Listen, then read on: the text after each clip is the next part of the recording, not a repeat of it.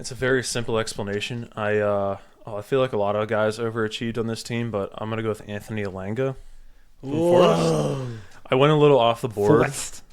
I went with one of he was a nice differential pick at times last year, but so he had 153 points on 136 xFPL.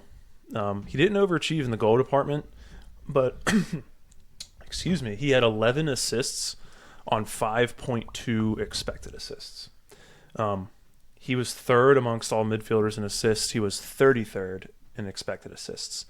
So there's your overperformance. And we talked about a lot on the show, like his teammate, like Chris Wood, Morgan Gibbs-White. They were all kind of defying their underlying numbers with how Forest's season went last year. Yeah. Anthony Elanga only created 8 big chances. And so I took a look. Now remember, he had 11 assists, only 8 big chances created. Nice. Every other midfielder in the top 30 for assists this season had an assist total that was lower than their big chances created number.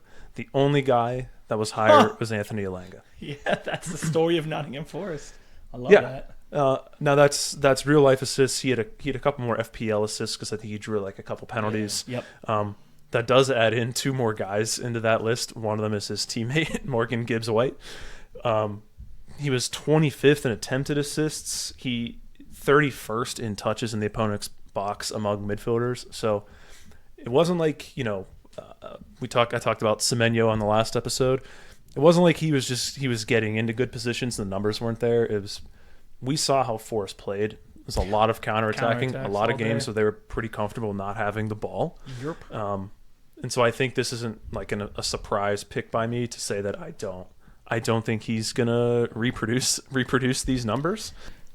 He's rumored that Newcastle are interested in him. I was just gonna say, remember how I said Newcastle? No one wants to go there. Yeah, he also didn't want to go there. But now they just put a new an bid improved offer in for him. Yes, so they might get him. But if he goes to Newcastle, he's going to be competing for playing time in 2 positions. He's going to be competing with Gordon Murphy. Yeah. Harvey Barnes. I don't think he's going to get more minutes than he got last year at Forest, where he was pretty much a regular starter for most of the season. Of all the budget options that you're considering at the start of the year, he's not one of the guys that are going to be on my radar. Not one of the guys. Absolutely not.